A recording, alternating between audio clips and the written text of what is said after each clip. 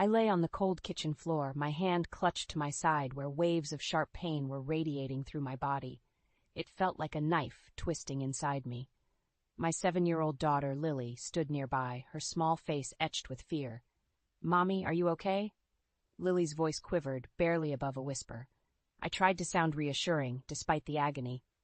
"I'll be fine, honey. Just a bad stomach ache," I lied, attempting to mask the severity of my pain. Footsteps echoed through the hallway as my husband, David, appeared in the doorway. His expression was one of annoyance rather than concern.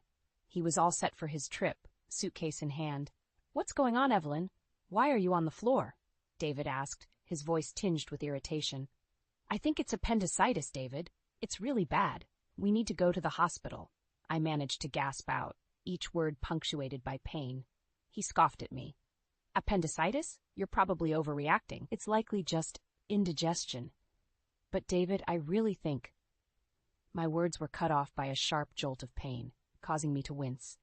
David checked his watch, his impatience palpable. "I can't miss this trip with Rachel. Just call a taxi or something." I couldn't believe what I was hearing. "David, I can't even move. Lily's here. I need you," I pleaded, my voice laced with desperation. He shook his head, unmoved. "I'm sure it's nothing. Call if it gets worse." And with that, he left, his suitcase trailing behind him. I was left alone, in pain, with Lily. Lily's small hands found mine, her tears mirroring my own. "Mommy, don't be sick. You have to be okay." I gathered what little strength I had, pulling Lily close. "I'm here, darling. Mommy's here." With David out of the picture, I knew I had to take action. Shaking hands fumbled for my phone, and I dialed the only person I knew I could count on, my brother Michael. The phone rang, its sound echoing in the quiet kitchen. "Hello?" Michael's voice was a beacon of hope. "Michael, it's Evelyn. I need help. I think it's appendicitis. I can't move and Lily is frightened," I said, each word a struggle. There was a brief, stunned silence, then Michael's voice, steady and strong. "I'm coming right now. Hold on, Evelyn. I'll be there as soon as I can." Leaning back against the cold tile, I closed my eyes, trying to keep the pain at bay. Lily cuddled up to me, her presence a small comfort. In that moment, a resolve formed within me. David's abandonment in my time of need would not be forgotten. It was a deep cut, a betrayal that marked the beginning of a change. As I waited for Michael, one thing was clear. Things would never be the same. I was going to make sure of it. As I lay in the hospital bed, the sterile white walls and the soft beeps of the machines around me felt strangely comforting. The surgery for my appendicitis had been a success, but the emotional wound left by David's abandonment was still raw. I had managed to call my parents to take care of Lily while I recovered, their voices filled with concern and unspoken questions about David's absence. 3 days later, I was back home, the physical pain a dull reminder of the recent ordeal. Lily, her face brightening at my return, ran into my arms. "Mommy, you're back. Are you all better now?" Her innocent question tugged at my heart. "I'm getting there, sweetie," I replied, hugging her tightly, grateful for her presence. The calmness of our reunion was shattered the next day by the sound of the front door banging open. David and his sister Rachel stormed in, their voices raised in frustration. "Why didn't you pick us up yesterday? We had to spend extra on a taxi and train fares." David's voice was loud and accusing as he entered the living room. I felt a surge of anger at his audacity.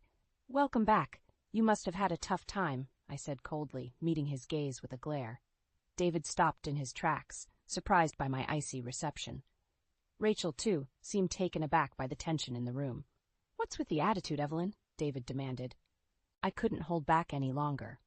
"While you were off enjoying your trip, I was in the hospital," I said, my voice steady but seething with anger. "And you, Rachel, always demanding David's time without a thought for his family." Rachel's face reddened, and David looked bewildered. "What are you talking about? You were okay, right?" he retorted, his tone dismissive. "It's not just about being okay, David. It's about being there when your family needs you," I shot back, my frustration boiling over. Before David could respond, the living room door opened, and in walked Michael, our parents, and David's parents. 14 eyes filled with varying degrees of anger and disappointment were fixed on David and Rachel. "Why is everyone here?" David's voice faltered, his confidence waning under their collective glare. I took a deep breath, channeling my pain and betrayal into words. David, you left me and Lily alone when we needed you the most. I had to be hospitalized, and you weren't there. I've told everything to both our families. David seemed to shrink under the weight of my words, his usual bravado nowhere in sight. His eyes darted around, seeking an ally, but found none. It's not just about this one incident, David. It's about all the times you've put Rachel's needs above your own family, my brother Michael added, his tone laced with disappointment. Rachel, usually so confident, looked uncomfortable, her gaze shifting from the floor to the angry faces around her. David tried to defend himself, his words a mix of excuses and feeble attempts at justification. The confrontation was intense, the air thick with tension. But for me, it was a turning point. I realized that I couldn't continue living in the shadow of David's neglect. It was time for change, time for me to stand up for myself and Lily.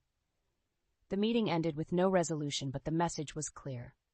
I had the support of both our families, and David's careless facade had been shattered. As they left, David's parents gave me a look of sympathy, a silent acknowledgement of their son's failings. That night, as I lay in bed, the events of the day replayed in my mind. I felt a mix of emotions, anger, disappointment, but also a newfound strength. David had shown his true colors, and it was time for me to take control of my life. The days following the confrontation were heavy with unspoken words and tension. David tried to act as if nothing had changed, but the air between us was thick with the unsaid. I spent those days reflecting, realizing the depth of my unhappiness and the need for change. The decision I came to wasn't easy, but it felt necessary, like a breath of fresh air in a long, stifled room. One evening, as David sat on the couch, nonchalantly flipping through the TV channels, I walked up to him, a folder in my hand. My heart was pounding, but my resolve was firm. "David, we need to talk," I said, my voice steady. He glanced up, a flicker of annoyance crossing his face. "What now, Evelyn?" I took a deep breath and handed him the folder. "I want a divorce." David stared at me, his expression a mix of disbelief and mockery. "Divorce? Don't be ridiculous, Evelyn. You're overreacting." I shook my head, feeling a sense of empowerment growing within me. "It's not an overreaction. I've thought about this a lot. You've constantly put Rachel and yourself before me and Lily. I can't live like this anymore." David's face twisted into a sneer. "You think you can manage on your own? Don't be naive, Evelyn." His words were meant to wound, but I stood my ground. "I'm not naive, David. I'm aware of what this means.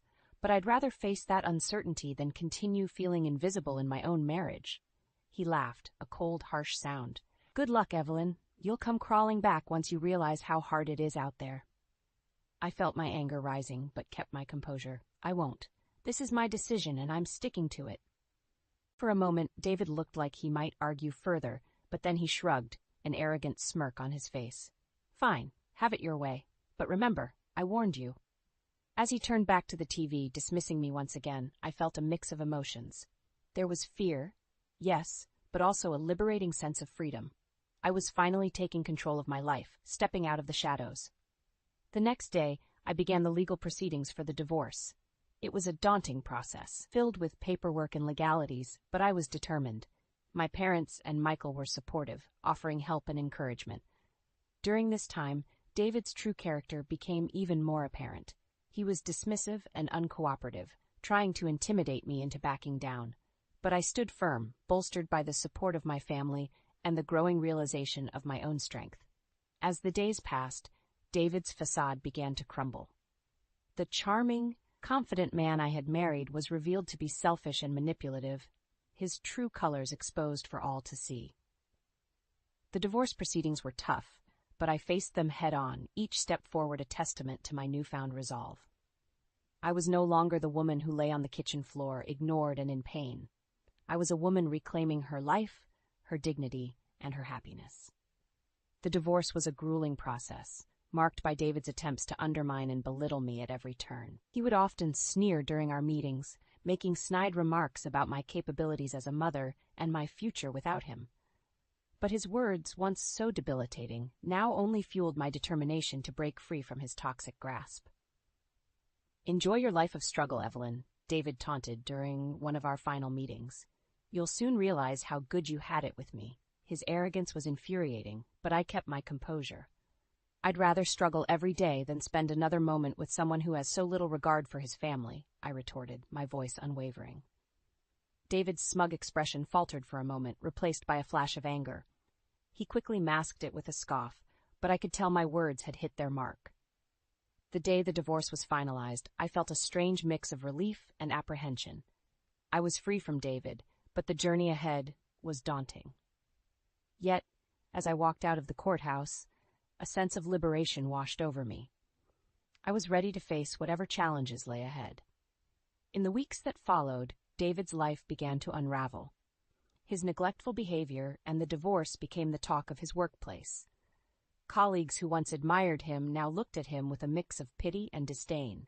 His charming facade had crumbled, revealing the pettiness and selfishness beneath. Word of our divorce and the reasons behind it spread through our community, thanks largely to my cousin, a well-known figure in our neighborhood. David, who had always prided himself on his image and reputation, found himself the subject of whispered conversations and judgmental glances. Rachel, too, faced her share of backlash.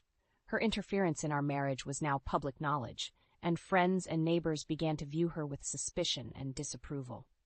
The bond she once shared with David, unbreakable in her eyes, was now strained and awkward.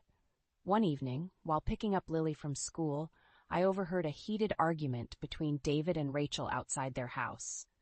Their voices were laced with blame and resentment. "It's your fault we're in this mess, Rachel," David yelled, his frustration evident. "How dare you blame me? You're the one who couldn't keep your family together." Rachel shot back, her voice high with anger. Their argument was a stark contrast to the united front they once presented. The seeds of discord sown by their actions had finally borne fruit, and they were now reaping the consequences. As I walked away with Lily, I felt a sense of vindication.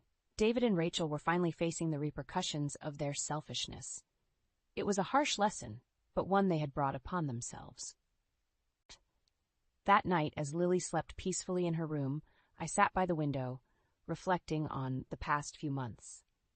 The journey had been difficult, but it had led me to a place of strength and self-respect.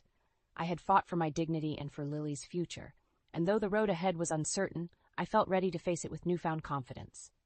In the aftermath of the divorce, life settled into a new rhythm, one that was quieter but more fulfilling. The shackles of my unhappy marriage were gone, and in their place was a newfound sense of independence. I started to rebuild my life, piece by piece, with Lily by my side. My first step was to secure a job.